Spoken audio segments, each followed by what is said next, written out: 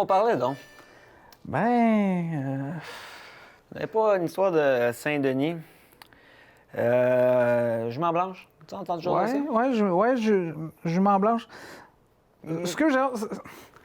Qu'est-ce qu'il y a, là? Je veux dire, ça fait quoi, 4 émissions qu'on va faire ensemble, puis là, Je suis pas à l'aise. C'est moi qui te gêne? Caméra, hein? Caméra, c'est gênant, caméra. Ouais, non, c'est parce qu'il me fixe. Qui ça? Ton raton laveur me fixe. T'aimes pas la bête? C'est un peu intimidant. On dirait qu'elle m'en veut. Veux-tu bien me dire, de toute façon, où tu as trouvé ça? Dans le grenier, chez nous. C'était à Gérard. OK, Gérard. Ouais. Quand j'étais jeune, je me déguisais en Daniel Boone. OK. Ça aurait eu un gros succès, mais j'avais pas ça à cette époque-là. Fait que c'était un peu décevant. Bon, regarde, on va tasser le raton noir. Merci, je vais me sentir mieux. On va pouvoir procéder. Je me sens tout nu, là. Ouais, bon. Tu vas avoir moins chaud. Saint-Denis. Ouais. Saint-Denis, ce qui est assez excitant, c'est que au 19e, ils ont été la scène d'une tentative assez innovatrice. Je pense que le mot est innovante, de transport en commun. D'accord. Ouais, toujours quand tu es tout seul que ça arrive, ça. Mais le monde se promenait tout seul, ils revenaient de quelque part. Quand ils sont seuls sur le chemin, qu'est-ce qui ne les apparaît pas, toi? Une jument blanche. Oh, c'est pratique, oui. Puis qui les suit. Ah, toujours à d'accord. quelque pas de distance. Il n'y a personne qui sait à qui est la jument. Qu'est-ce qu'elle fait là? Pourquoi qu'il y a une jument là? Dans le village, dans le chemin, il y a une jument blanche. Ouais, toujours quand tu es tout seul, ou tu sais, puis là tu reviens, puis tu dis, hey, croiser une jument blanche. Là, ta blonde, voyons, une jument blanche. Ouais, croiser une jument blanche. Puis là, t'as qui? Bon, on sait pas, là. Fait que ça commençait à faire paniquer le monde un peu, tu sais. Puis évidemment, la solution classique à l'époque, qui aurait été.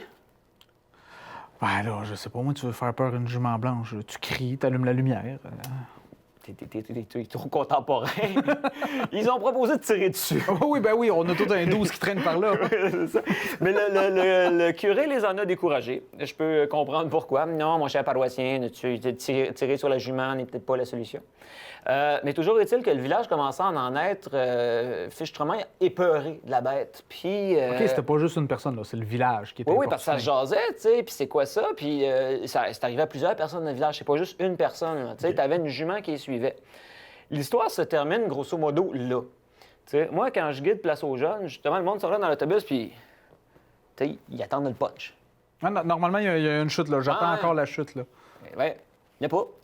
Regarde, Bible. C'est juste ça? Oui, mais tu te promènes sur le chemin, il y a une jument qui t'apparaît, qui te suit et ta personne. C'est suffisant pour terroriser un village. Spectateur, on contrôle plus rien, là. Je m'excuse, là. Ouais, t'as trop lu de Stephen King, de trucs du genre. Mais y a-tu un lien entre cette jument blanche-là puis le cheval de Saint-Germain? Peut-être bien, mais c'est là que ça devient intéressant. C'est que... oui, c'est ça. Ce que je te disais, c'est que les gens s'attendent trop à des trucs à la Stephen King, ils attendent une grosse chute qui n'existe pas. Par contre, j'ai été gratté, puis j'ai découvert la légende du cheval malais, qui Cheval malais. M-A-L-L-E-T. Tu iras, il y a une page Wikipédia sur le sujet. OK, d'accord. Cheval malais. Puis ça se trouve à être ça en Vendée, Bretagne, un petit peu de Charente. Charente, Vendée, nos ancêtres venaient pas mal de là. Pas mal, oui.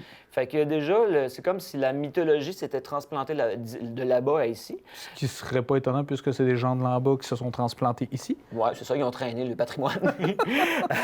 Puis, ce qui est intéressant avec le cheval malais, c'est que là-bas, si tu le chevauches à la fin du voyage, puis c'est souvent quand tu as vraiment besoin d'un cheval, tu as mal d'impact, là, le cheval t'apparaît. Puis à la fin du voyage, il va t'être demandé de payer. Si tu n'as pas les moyens de payer, là, il y a plusieurs catégories. Tu es transformé en lutin, joué en enfer, dans les limbes, tu as un peu tous les choix. OK, à la carte. À la carte, suivant la version de la légende. OK. Tu as aussi une version où, carrément, si tu essaies de chevaucher, point final, pac! Bibo, lutin, fini. Tu sais? Les ethnographes, les ethnologues, je ne sais pas comment ça s'appelle, les ethnos, là, ils se questionnent même parce qu'ils pensent que la légende daterait de avant le christianisme. Fait que ça serait une vieille légende celte qui aurait perduré avec le temps. Puis ce qui est cool, c'est que il y a des variantes, puis ils se sont rendus compte que si tu avais une médaille à Saint-Benoît, tu étais protégé, toi. Du cheval. Excusez-moi, là, il y a un sourire, c'est à cause que Saint-Benoît, j'attends au moins depuis le 5e épisode pour savoir c'est quoi. Là, je suis excité. Ah, je me pouvais plus, j'ai passé la semaine à penser à Saint-Benoît. Bon, qu'est-ce qui se passe, Saint-Benoît, là? On y arrive. Si tu as une médaille à Saint-Benoît, tu peux chevaucher le cheval, toi. OK. Fait que tu vas embarquer, des fois, le cheval, il y a certaines versions où il va essayer de te débarquer, puis là, il peut pas. Il est pogné avec toi. Fait que il y a même une chanson qui dit genre Cheval malais, amène-moi jusqu'à Paris, ça fait un bout que j'y ai pas été, j'aimerais ça aller voir ma famille. OK. Puis tant que tu as la médaille à Saint-Benoît, pas de trouble, mon homme, tu y vas. Wow. Puis là, j'ai googlé, chers téléspectateurs, et on a trouvé évidemment des images de cette médaille à Saint-Benoît-là. Mais, surprise, fruit de la modernité, il existe, on peut avoir le modèle 3D imprimable. Non. Toi, à la maison, qui meurt d'envie d'imprimer une médaille à Saint-Benoît, tu vas trouver le lien au bas de l'écran. Télésino va nous mettre ça. Fait que, Bibo, j'ai fait ni une ni deux. Arrête. Puis je t'ai imprimé une médaille de Saint-Benoît. Regardez ça, c'est pas beau. Hein, Saint-Benoît. Donc là, tu me dis qu'avec ça, je peux chevaucher le cheval malais Ouais, et monsieur. peut-être le cheval blanc de Saint-Denis? Bien, certainement. Ok, À mon c'est avis, j'ai le même cheval, hein, outre-Atlantique. Puis, ce qui est intéressant, c'est que je me suis dit, ben Boswell, tu sais, là, on a un cheval qui a pas le choix, là, qui est disponible quand t'en as besoin, Ouais. puis qu'avec ça, tu le chevauches. C'est une passe de métro, ça, mon homme. Ah, On ouais, a un ouais. début de transport en commun. Là, un cheval, c'est comme un genre de communauto du cheval. T'as besoin de te faire embarquer. Le cheval arrive, clac, tu ta passe par Saint-Benoît, embarque-moi. Tu sais? Puis, pop, on part. Choup. Moi, je me suis dit, si jamais on partait d'une société de transport en commun du Kamouraska, vous allez voir, chers amis, à la télévision, chers téléspectateurs, on vous a préparé le logo de ce que serait la société de... J'ai appelé ça la STCRK, la Société de transport de la communauté rurale du Kamouraska, Magnifique. qui pourrait se baser globalement sur un approvisionnement régulier en cheval, en jument blanche, En jument blanche, et en médaille de Saint-Benoît. Super. Fait que ça pourrait devenir notre passe de métro. Je suis fasciné par l'idée. C'est juste parfait. Fait que voilà pour notre amie la jument blanche de Saint-Denis. Un petit peu de guimbarde? Ah oui, non. Je suis prêt. Compte! Du bas du fleuve. Oui, monsieur. C'était entre Kamouraska et Saint-Denis, c'est une place qu'on appelle le Cap au Diable. Tout de suite, en partant avec un nom de même, ça te lance de quoi, Oui, tu sais. oui, on a quelque chose là. Puis, tu m'as dit que tu avais commencé à chasser dernièrement. Oui. Puis, une des chasses qui est assez le fun, en fait, que j'aime beaucoup, moi, c'est la chasse à l'oie ou à la sauvagine. Tu sais, la chasse sur le bord des battures. On voit que t'es un gars du bas de fleuve, t'aimes chasser sur le bord de ton fleuve. Oui, c'est ça. L'avantage, c'est qu'il y a moins de maringouins. Hein. Ah. C'est plus facile à sortir du bois une oie qu'un orignal. C'est moins lourd un peu, effectivement. Fait que, à l'époque, c'était d'autant plus simple que ça prenait pas de permis. Les gens s'installaient sur le bord du fleuve, puis se construisaient des petites caches, des petits abris. Puis ils attendaient que le soleil se lève, puis là, ils allaient shooter les oies. Puis souvent, le concept, c'est que pendant qu'ils attendaient, parce qu'ils arrivaient toujours un petit peu plus tôt, et des fois, ils se réunissaient un peu dans la même cache, puis ils jasaient, puis ils prenaient un petit coup. Hein? Ben là, Mais puis là, c'est l'histoire d'un... c'est drôle, l'histoire n'a pas tellement changé, en fait, je pense. Non. Fait que l'histoire, c'est assez simple. C'est un gars qui arrive tranquillement à sa cache, tu sais, puis il voit juste, tu sais, il est sur le bord de la montagne, caché un petit peu par le roc, puis il voit de l'autre côté, il y a un feu quand même assez important. Puis là, il fait, ah ben matin, ils sont en train de boire sans moi. Ils m'ont pas attendu, puis là, visiblement, ils se font du fun, tu sais. Ah, ça a dû le toucher. Ouais, non, il se sentait, tu sais, un peu pas dans la gang. Ah, tu sais. non, c'est triste. Fait que le gars, il se rapproche tranquillement, puis là, il se rend compte que c'est pas ses camarades de chasse, c'est des petits lutins qui sont en train de faire une ronde infernale, une genre de sabbatique, là, une messe du diable autour d'un feu magique, toi. Là, le gars, un petit peu perturbé, tu sais, il fait ce que tout le monde fait à l'époque. Il sort sa carabine. T'en plein ça. J'ai appris. Tire dans le tas. Flaf. Eh oui, évidemment. Dans les comptes, ça règle tout. tu sais. C'est pratique. Il y a juste au Kamouraska que ça finit bien de tirer sur un lutin. Je fais juste aviser de même. Tire dans le tas. Le feu s'éteint, plus rien. Schlap, fini. Spectacle, plus rien. Puis là, le gars va voir de proche, voir que c'était ça, puis tout. Puis il trouve une tuque, toi. OK. Une tuque qui traîne à terre. Puis là, il fait « Ah, ouais, bon deal, tu sais. Il ramène la tuque. Puis tu sais, je veux dire, rendu au dimanche suivant, il arrive pour aller à la messe. Puis tu sais, c'était une tuque bien tricotée, là, avec une espèce de logo, genre une coche dessus, un Nike. sais. Mettons. C'est une tuque de marque, hein, c'est prestigieux. Fait que le gars, il se dit, hey, bon deal, là, j'ai pogné une tuque pour un coup de fusil, tu sais. Puis quand tu vas à la messe, tu veux mettre ton plus beau linge. Fait que, il se met à sa nouvelle tuque. Puis il va là. Puis après la messe, tu sais, sur le parvis de l'église, tout le monde jase. Puis son voisin, il fait, hey, c'est ma tuque, t'as là, toi. Puis là, le gars. Oh, petit malaise. Ben, petit malaise. Puis là, il va le voir, mais il dit, ben, tu sais, ta tuque, moi, personnellement, je l'ai pris en tirant sur un lutin. Tu sors ça sérieusement, même c'est le perron de l'église. T'arranges pour que le curé regarde pas, là, puis tu sais, bon, tu sais. Puis là, le gars, il dit avoué, il dit, ouais, ben, il dit finalement, oui, j'étais métamorphosé en lutin. Puis c'est en me tirant dessus que tu m'as libéré. Ah, Fait que, ouais, c'est un peu comme un classique du loup-garou. Quand t'es loup-garou, si tu perds un peu de sang, là, pouf, t'es déloupifié, puis tu redeviens un homme. Ouais. Donc là, on avait un farfadet ou un lutin qui est redevenu C'est ça. son homme. Je sais pas s'il a récupéré sa tuque. À qui a été la tuque? Tu sais, moi- OK, ça, l'histoire ne le dit pas. Non, mais pour un deal comme ça, je pense que Ça le va. tireur devrait garder la tuque. Là. Me semble que j'ai un bon... Mais j'ai l'impression Saint-Denis, Kamouraska, Cap-au-Diable, Mort-au-Bar, l'île aux Brassières, qui a un autre nom, là, je pense. Ouais, ben c'est... En fait, l'îlot Brassière, c'est l'îlot Julien, son vrai nom. OK, je le savais pas. OK, c'est juste une petite roche qui est sur le bord de l'eau. Il n'y a presque rien là. Sa marée basse, tu peux y aller. C'est un gabouron, je pense qu'il n'y a pas d'arbre là-dessus. Non, il est rond, là. C'est C'est ça. deux ronds, là. Comme disait Desjardins, c'est l'endroit où tu vas quand t'as l'âge pour. Ça prend de place. Fait que ça n'a pas été long qu'ils ont appelé ça l'îlot Brassière. Parce que c'est ça. Fait que c'est ça. C'est un petit peu, dans le village de Kamouraska, c'est un petit peu vers l'ouest. Là, on le voit très bien, là, du village du Québec. Affleurant de son eau. Ouais. Mais c'est fascinant parce que dans notre territoire, moi, je suis ici depuis 7 ans. Là. Puis je m'aperçois qu'il n'y a pas un village, il n'y a pas un coin qui n'a pas son histoire, son petit bassin d'histoire. Puis il y en a beaucoup qui sont reliés à la religion, au curé faiseur de miracles. Hein. Le premier qui me vient en tête, c'est peut-être celui, c'est en 287, le curé de Mont-Carmel, qui, à l'époque, il y a eu un gros incendie de forêt, puis là, il n'arrivait pas à éteindre le feu.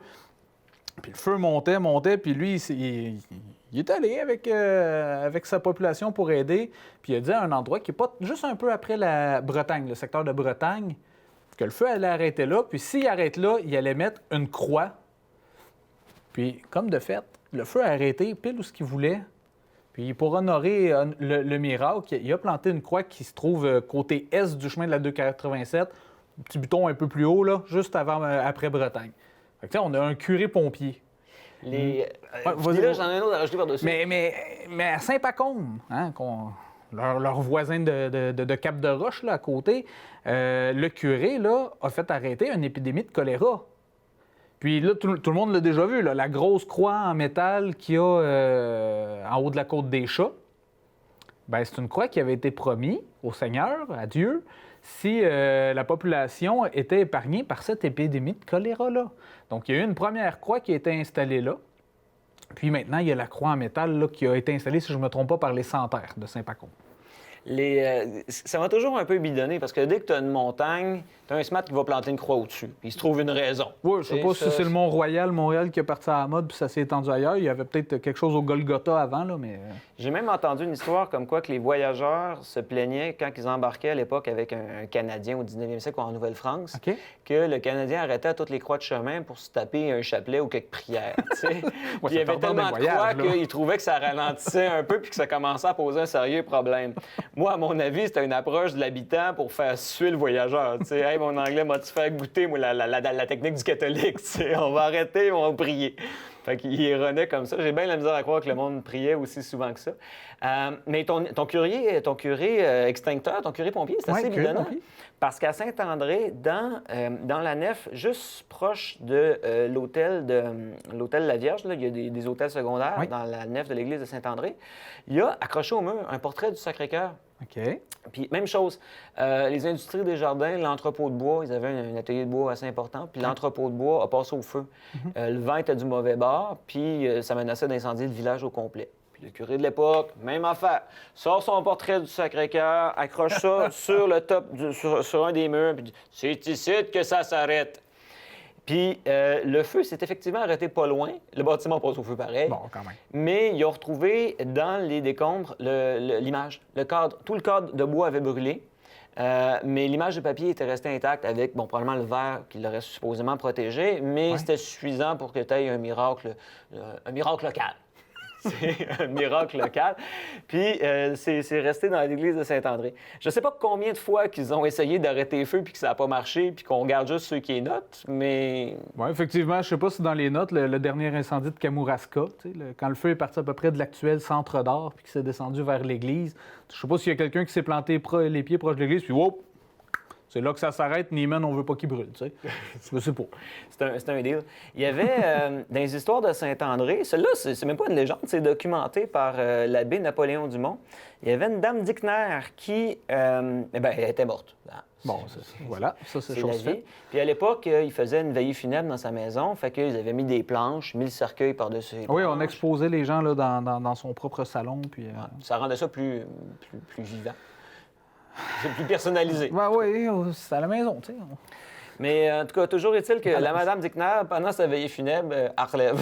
Elle n'était pas morte. Fait que là, ils n'ont pas crié au miracle, là, ils ont juste crié au mauvais diagnostic. Puis, elle a vécu plusieurs années après. OK. Fait que c'était pas juste quelque chose de spontané, le mort est remort, puis... Non. Elle était finalement bien vivante, puis elle a continué à bien vivre pendant plusieurs années après. Allons. Puis, quand elle est morte une deuxième fois, l'abbé Napoléon Dumont a décrit dans son journal, il a dit que la famille avait attendu des signes évidents de corruption avant de l'enterrer. Elle commençait à décomposer quand il l'a enterré. OK, oui, de corruption, OK. Corruption du corps, tu sais. Il était dans un état de... pas frais. Voilà, avancé. Ouais, fait que je pense que là, c'était plus contestable. Mais elle était très passée. Mais penses-tu qu'il y avait un croque-mort à cette époque-là? Je sais pas. Parce que tu sais que les croque-morts, leur mission, à la base, c'était de croquer l'orteil du mort pour savoir s'il était bel et bien mort. Donc, le croque-mort croquait, puis s'il se réveillait, ben on l'enterrera peut-être pas, puis... En tout cas. C'est ma théorie, peut-être qu'il n'y avait pas encore de croque-mort arrivé à Saint-André. C'était un métier un peu spécialisé, je ne sais pas si... Ouais, il fallait avoir une dent contre le monde. C'est excellent.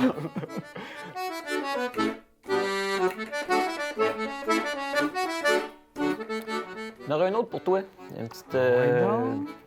Ça prend une intro. Oh, on est parti. Conte du bas du fleuve. J'y prends goût. Ah oui, non, ça c'est... Je pense que c'était le gros succès. C'était dans Samedi de rire, je pense qu'il faisait ça. OK. Ou, ouais, quoi de genre. C'était... Ça te prend une fabrique de guimbardes, là. Faut remettre ça au goût du jour ici. Le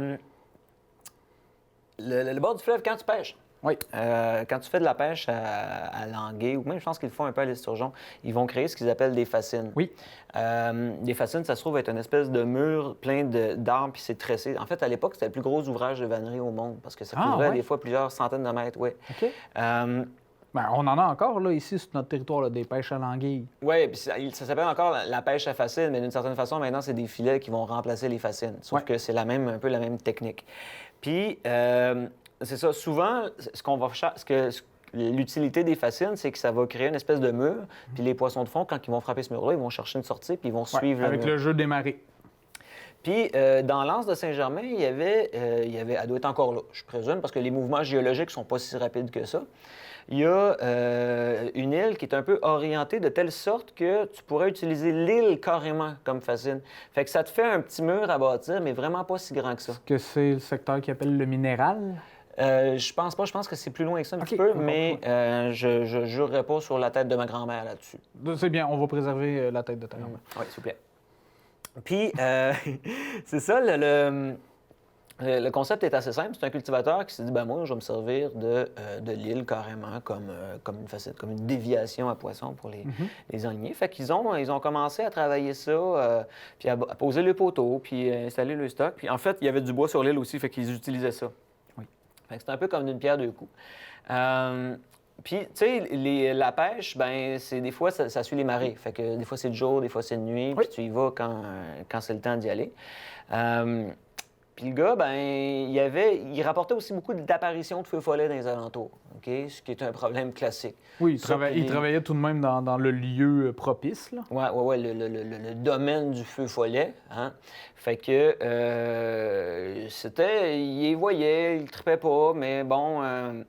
Puis, une fois, encore quand il était tout seul, c'est toujours dans ce temps-là que ça arrive, Tout le temps. en dessous de son tombereau, là, carrément où il y avait sa voiture à cheval dans laquelle il mettait ses poissons, ces trucs-là, il voit 2 mains en arrière accrochées avec un début de tête. Oh! Un gars, genre.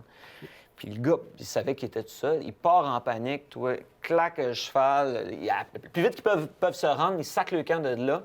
Il arrive à la barrière sur le bord du clos, puis prend même pas le temps de l'ouvrir. Le cheval essaye de sauter, ça arrache tout, toute la barrière, là, tu sais, vraiment, là. Il rentre chez eux en panique, puis là, tu sais, il compte ça à sa femme, puis il dit « Bon, ouais, j'ai vu quelqu'un qui me suivait, c'est pas clair, c'est un... » Puis là, le lendemain, il dit à sa femme, bon, ben là, il va falloir que j'aille réparer la barrière, tu sais. Fait qu'il embarque son stock, ses planches, marteau, clous, tout le Bataclan. Arrive là, la barrière en parfait état. Oh! Ouais, rien. Tout est en parfait état, pas de traces sur sa charrette, rien de brisé, tout est bon. Fait qu'il rentre chez eux, puis la conclusion, au bout du compte, a été assez simple. C'est un coup des feux follets. Ils ont fait halluciner ça. Ça s'arrête. Tout simplement même, on niaise pas. Non, mais c'est ça, les histoires de feux follets, tu sais, c'est une apparition soudaine, c'est une fin soudaine, là, tu sais, c'est ça. Les choses rentrent dans l'ordre. Oui, c'est en plein ça. Saint-André, encore une histoire de charrette, qui celle-là est encore plus intéressante parce qu'elle est un peu vraie. Il y a eu un médecin à Saint-André au début du 20e siècle qui s'appelait Gélas Gagnon. OK. Quand tu passeras chez nous, fais-moi signe que j'ai sa carte mortuaire. On a une belle moustache. Puis, Gélas est mort dans, je pense que c'est le rang 2 de Saint-André. À l'époque, ils avaient décrit que c'était une mort accidentelle. OK. Puis il y avait une enquête du coroner, mais tout le monde avait jasé beaucoup sur cette mort-là. Expliquer pourquoi, qu'est-ce qui s'est passé. Puis l'histoire voudrait que ce soit un des amis du médecin qui était très, très, très influent politiquement parlant, puis qui trouvait ça déshonorant que son ami meure assassiné. C'est comme s'il y avait quelque chose à se reprocher. Je trouve ça un petit peu bizarre, là. C'est une autre approche, si on veut, là, mais... Tu sais, maintenant, t'as beau, quand tu meurs, puis tu te meurs assassiné, t'as beau être le pire des bombes, tu deviens un bon gars d'un coup subit. Mais dans le temps, c'est comme s'il y avait quelque chose à se cacher, tu sais. OK, bon. Fait que, supposément qu'il aurait, pour sauver la mémoire de son ami, arrangé avec la police de faire passer ça comme un accident. Puis, ça a été réputé comme un accident. C'est ça qui est drôle, c'est que mais attends, si tu fais passer ça pour un accident, tu cherches plus à trouver c'est qui l'a tué? Il y a des légendes dans le village qui disaient comme quoi que ça serait un marchand. Pas un marchand commerçant, mais un nommé marchand qui était un peu le moron du rang 2. Puis supposément qu'il l'aurait collé pour d'autres choses à l'époque, là, genre vente, vol de bétail ou je sais pas quoi. Puis je sais pas, une histoire qui aurait été pendue pour ça. En tout cas. Mais l'histoire, c'est qu'il l'aurait retrouvé, finalement, il aurait perdu, il serait tombé de sa charrette, puis il se serait étranglé avec ses cordeaux. OK? Dernièrement, on est tombé sur les rapports du coroner qui avaient été faits pour ce qui s'est passé. Puis le cas était très clair. Là. Le coroner décrit la position dans laquelle ils ont trouvé le cadavre. Tu as les roues de bois, la charrette. Oui. La tête passée entre 2 rayons d'une roue de bois par l'extérieur avec les cordeaux autour du cou. Ouais, non, il faut vraiment être décidé, là. Je veux dire, dans un accident, c'est assez difficile d'imaginer comment, en tombant, tu pourrais te ramasser de même. T'sais, non, je vois pas. Mais le coroner aurait fait, il décrit tout comme il l'a vu. Mort accidentelle. Poc! C'est un peu étrange comme histoire. Puis bon, l'hypothèse, c'est que le gars l'aurait un peu maintenu là de force, puis il aurait donné une claque au cheval. Puis en partant, là, la tête, c'est ça, ça fait pas. Mais en tout cas, puis ce que j'ai... Mon Dieu... Une répercussion là-dessus, quand je travaillais au bureau d'accueil touristique à Kamouraska dans les années peut-être à peu près 2000, il y avait des dames qui passent puis qui commencent à me jaser un peu. Elles disent « Ah oui, nous autres, on est de la région. Mon grand-père venait d'ici. Il était médecin à Saint-André. Ah, il est mort d'un accident, lui. » OK. Puis un accident de cheval, tu sais. Là, je dis « Ouais, votre grand-père est mort d'un accident de cheval. » Ouais. Puis toute la théorie de l'assassinat puis tout, ça s'était pas rendu de leur bord. Fait qu'ils avaient Puis est-ce que tu leur as suggéré ton autre Je théorie? me souviens plus très ce que j'ai fait, mais... Bon, ben, possiblement, spectateur, que tu viennes d'apprendre ça. Oui, mais c'est ça, il y a des gens qui ont gratté beaucoup sur cette Ouais. histoire-là à Saint-André, là, voir de quoi que le médecin Gagnon était mort, puis comment ça s'était passé. Wow. Mais tu sais, ce qui est drôle, c'est ça, c'est un petit peu la modification de l'histoire, supposément pour faire sauver la face à quelqu'un. Ça, à l'époque, c'était encore acceptable. C'est important, ouais. Ça peut se comprendre. Mais t'as des morts, hein, t'as des disparitions comme ça. Puis t'en as qui sont tristes, t'en as qui sont pas tristes, t'en as que tu sais juste pas comment ça se finit. J'ai en tête le quêteux deux poches. Je sais pas, ça te dit de quoi? Légèrement. Alors, je nous ramène dans le haut pays vite fait, à Saint-Bruno de Kamouraska. Tu sais, des quêteux, il y en avait dans tous les villages des quêteux. Il y en avait des gentils, il y en avait des plus malcommodes. Tu sais, je pense à la Patte, là, à Saint-Pacôme, qui donnait des coups de canne aux chiens puis aux enfants. Tu sais, lui, il était un petit peu plus malin. Mais le quêteux deux poches, lui, à Saint-Bruno, il venait quêter dans les maisons, puis il était très propre. Il était très propre de sa personne et de ses objets de collecte. Puis il y avait tout le temps 2 poches de jute attachées. Puis quand on lui donnait quelque chose, les vêtements, tout ça allait dans une poche, puis les restes alimentaires dans une autre poche. Puis quand les enfants donnaient de l'argent, ils ne pouvaient pas lui donner 5 sous. Ils remettaient le change. Non, toi, t'es un enfant, juste un sou. Puis qui était toujours pour l'amour du bon Dieu. Puis encore aujourd'hui, tu te promènes dans Saint-Bruno, puis le quêteux deux poches, tu sais, le monde en parle avec une espèce de nostalgie comment, tu sais, des quêteux de même, là, il s'en fait plus, tu sais. Mais le quêteux deux poches, il a disparu. On n'a aucune idée où il est parti, où il est allé. Pourtant, il a quêté longtemps à Saint-Bruno, puis du jour au lendemain... Une histoire sans fin. Ouais, il a disparu. Puis tout le monde en parle encore, ça, avec un petit regret, en tout cas.